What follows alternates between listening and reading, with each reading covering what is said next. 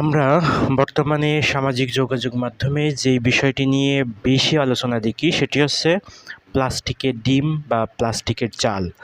তো আপনি এই তথ্যটা ইউটিউব বা কোনো সামাজিক যোগাযোগ মাধ্যমে না দেখে যদি একটু কষ্ট করে সার্চ করেন বা একটু কষ্ট করে এটার সত্যতা যাচাই করেন, তাহলে এই বিষয়টি সহজে বুঝতে পারবেন যে বাণিজ্যিকভাবে বাজারে বিক্রির জন্য প্লাস্টিকের চাল বা ডিম তৈরি করা আর্থিকভাবে ও প্রযুক্তিগতভাবে অসম্ভব এবং এটি একটি ভিত্তিহীন গুজব।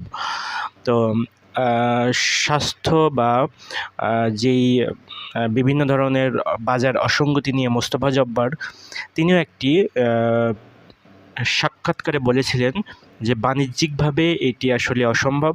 তিনি একটি ঘটনা বললেন যে একটা ইউটিউবে ভিডিও বেশ কিছু আগে যখন ভাইরাল হয়, তখন তাকে ডিসি থেকে বলা হয়েছিল সেটি ভিডিওটা দেখে অবশ্যই সেটি চেক করতে।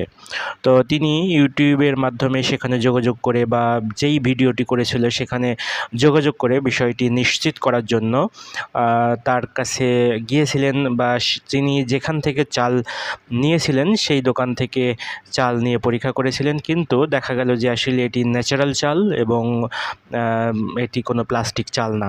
অর্থাৎ প্লাস্টিকের চাল, প্লাস্টিকের ডিম তৈরি করতে যেই পরিমাণ খরচ, সেই অনুসারে সেটির দাম দিয়ে এটি পোষাবে না।